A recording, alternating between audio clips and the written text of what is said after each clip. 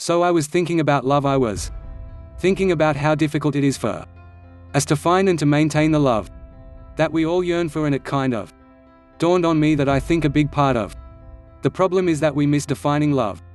It's possible that no other one subject has been more analyzed, talked about, and experienced by every single person on this planet than love, and yet we really have no clue what it is. Theme and Jada was reflected about: you cannot make a person happy, you can make a person smile.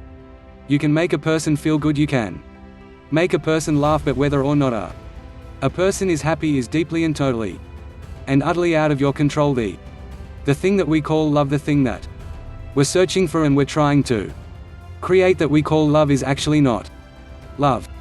J. Krishnamurti talked about the concept of the desire-pleasure paradigm, that we think about love in terms of desire and pleasure, meaning that if you meet my needs then I love you, if you don't then I don't, so that love becomes transactional. If you do what I want, if you meet my desire and give me pleasure, I love you. If you don't meet my desire and you don't give me pleasure, I don't love you. I think that is the insatiable nature of desire, trying to get somebody to fill our cup. I think that leads to anger, and it leads to frustration, and ultimately it makes us break apart from people. My daughter Willow really taught me a hard lesson. I think that the paradigm for love is gardener-flower, so the relationship that a gardener has with a flower is the gardener wants to flower to be what the flower is designed to be, not what the gardener wants the flower to be. You want the flower to bloom and to blossom and to become what it wants to be. You want it to become what God designed it to be. You're not demanding that it become what you need it to be for your ego. Anything other than all of your gifts wide open, giving and nourishing this flower into their greatness, is not love. I came up with it with the thing that has been really helpful to me. Love is spelled L-U-V. Listen, understand, and validate what you hear as true. Listening is a magnificent superpower, a really deep listening, and we can't listen if we got something that we want to say. Listening is a connective energy. Learning how to quiet your own mind and quiet your own thoughts and quiet your own needs and desires and listen to what the other person is saying. You are understand that you have to truly understand what the person is saying to you. There is nothing that feels better to a human being than to feel understood.